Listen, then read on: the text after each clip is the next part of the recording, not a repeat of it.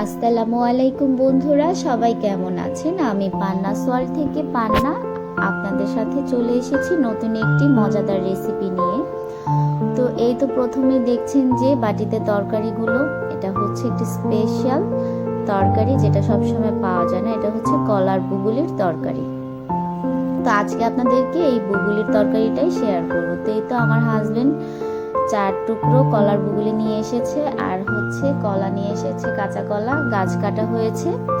তো সেখান থেকে সরাসরি ও কিছু কলার বুগুলি নিয়ে এসেছে। তো বুগুলিগুলো দেখে আমি খুব খুশি হয়ে গিয়েছি। এটা আমার খুবই পছন্দের খাবার এবং আমার হাজবেন্ডেরও পছন্দের খাবার। তো আমার হাজবেন্ড বলতেছে, তুমি কি রান্না করতে পারবে? আমি বলছি হ্যাঁ, অবশ্যই পারবো, আলহামদুলিল্লাহ, সব চেষ্টা করলে সবই পারা যায়। কারণ আমি এর আগে কখনো রান্না করিনি, মা রান্না করেছে, আমি খেয়েছি। তো প্রথমে আমি পানিতে হলুদ দিয়ে নিব।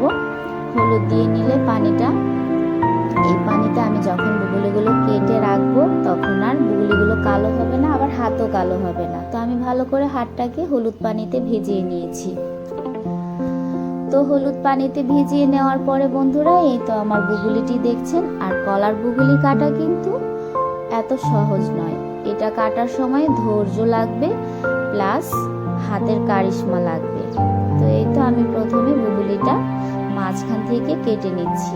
আর বুগুলিটা কিন্তু খুব শক্ত থাকে, এটা কাটতে গেলে কিন্তু এক কোপে কাটবে না, আপনাকে আস্তে আস্তে কাটতে হবে। তো এই বুগুলির ভিতরে কিন্তু অনেক আঁশ থাকে। তো ওই আঁশটাকে আমাদের ভালোভাবে পরিষ্কার করে নিতে হবে বন্ধুরা। তো বুগুলিটা একদম ভিতরে যে নরম আঁশটা আছে সেটাই আমাদেরকে নিতে হবে, নরম জিনিসটা। কারণ উপরে যে ছাল বাকলগুলো আছে সেগুলো প্রত্যেকটা একটা একটা করে খুলে ফেলতে হবে। এটা অটোমেটিকলি একদম খুলে যায়। তো এই তো দেখছেন কি সুন্দর খোসাটা খুলে গিয়ে একদম ভিতরের অংশটা বের হয়ে চলে আসছে।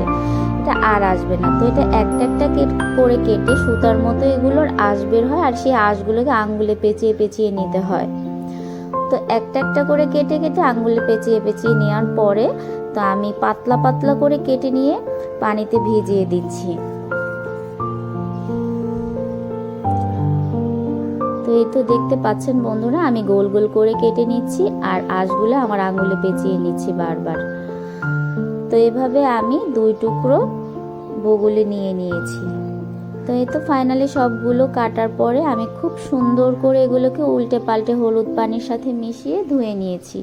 তো এই তো দেখতে পাচ্ছেন আমার কলার বুগুলিগুলো কিন্তু কালো হয়নি, আমি খুব সুন্দর করে ফ্রেশ করে ধুয়ে নিয়েছি। তারপর আমি একটি কড়াইতে পানি গরম করে রেখেছি, সেখানে আমার বুগুলিগুলোকে দিয়ে দিয়েছি। দেওয়ার পরে এখন আমি ভাপ দিয়ে ভাপটের পানিটা ফেলে দেব বন্ধুরা।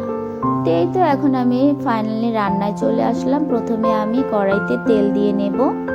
তেল দিয়ে নেওয়ার পরে আমি অল্প সামান্য কিছু জিরা ফোড়ন দেব, কারণ জিরা ফোড়নটা দিলে ফ্লেভারটা খুবই ভালো আসে। তো তারপর আমি তো যা যা দিয়ে রান্না করব সব এখানে রেডি করে রেখেছি। চিংড়ি মাছ, টমেটো, ধনিয়া পাতা, কাঁচামরিচ আর হচ্ছে পেঁয়াজ কুচি। তো প্রথমে আমি পেঁয়াজ কুচি দিয়ে হালকা নেড়ে চেড়ে হালকা লাল করে নেব। তো এই রান্নাটা করেছি আমি রাতের বেলা, কারণ বুগুলিগুলো কাটতে কাটতে আমার অনেক সময় লেগে গিয়েছে, তাই আমার রান্নাটাও দেরি হয়ে গিয়েছে। তো তারপর আমি আদা বাটা, রসুন বাটা দিয়ে নেড়ে চেড়ে নিব কিছুটাক্ষণ। তো বন্ধুরা, এই খাবারটা অনেকভাবেই খাওয়া যায়, তো আমি সিম্পল ভাবে রান্না করেছি।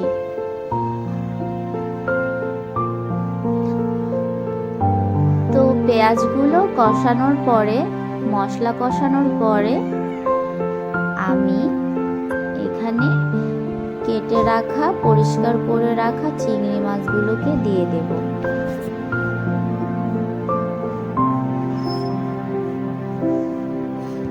এই তো আমি ছোট চিংড়ি মাছগুলো দিয়ে দিয়েছি, পরিষ্কার করে রাখা ছোট চিংড়িগুলো দিয়ে দিলাম বন্ধুরা। তো চিংড়িগুলো লাল হওয়া পর্যন্ত কিছুক্ষণ নেড়ে চেড়ে নেব। মোট কথা হচ্ছে মশলা আমাদের যত ভালো কষানো হবে, মশলার ফ্লেভারটা তত সুন্দর হবে, তরকারিটাও ভালো হবে। তারপরে আমি 5-6টি কাঁচামরিচ দিয়ে নিয়েছি, কারণ কাঁচামরিচটা আগে দিলে তেলের সাথে খুবই দক ওঠার পর নাক জ্বলে এবং হাঁচি আসে অনেক। তো তাই আমরা কি করব, কাঁচামরিচটা আমরা সবসময় পরে দেওয়ার চেষ্টাই করব। প্রথমেই যদি তেলের সাথে আমরা কাঁচামরিচটা দিয়ে দিই তাহলে প্রচুর দক হয়, তখন কিন্তু বারবার হাঁচি আসে। তো তারপর বন্ধুরা আমি এখানে অল্প কিছু মসুরির ডাল দিয়ে দিয়েছি। মসুরির ডালটা এই তো মসুরির ডালগুলোকে খুব ভালো করে ভেজে নেব তেলের সাথে আর মশলার সাথে। তো কিছুক্ষণ নেড়ে চেড়ে কষাতে হবে মশলা দেওয়ার আগে। মশলা বলতে হলুদ মরিচ দেওয়ার আগে আমি ডালগুলোকে একটু ভালোভাবে তেলের সাথে ভেজে নিচ্ছি। তো বন্ধুরা আপনারা কে কোথা থেকে দেখছেন আমার ভিডিওগুলো লাইক কমেন্টস করে জানাবেন। তারপর এখন আমি পানি দিয়ে দিয়েছি।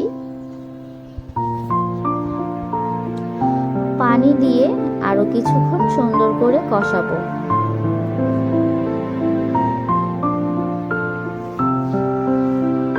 আসলে এই খাবারগুলি খুবই রেয়ার খাওয়া হয়, সবসময় মানুষের খাওয়া হয় না। তো তারপর বন্ধুরা আমি লবণ দিয়ে দিচ্ছি 1 চামচ, হলুদ 1 চামচ আর মরিচ গুঁড়ো 1 চামচ।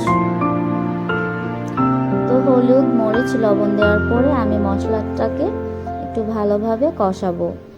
তো মশলা কষানোর জন্য আমি এখানে ঢাকনা দিয়ে কিছুক্ষণ ঢেকে রাখবো।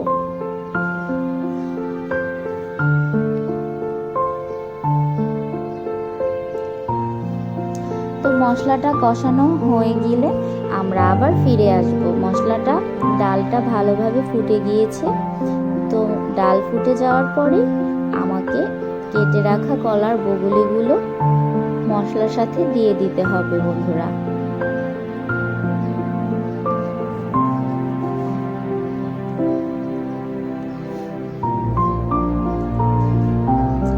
তো এই তো দেখতে পাচ্ছেন ফাইনালি আমার মশলাগুলো খুব সুন্দরভাবে কষানো হয়ে গিয়েছে। আমি অল্প কিছু টমেটো দিয়ে দেব এর সাথে। টমেটো দিয়ে আরো 5 মিনিট আমি কষিয়ে নেব সুন্দর করে।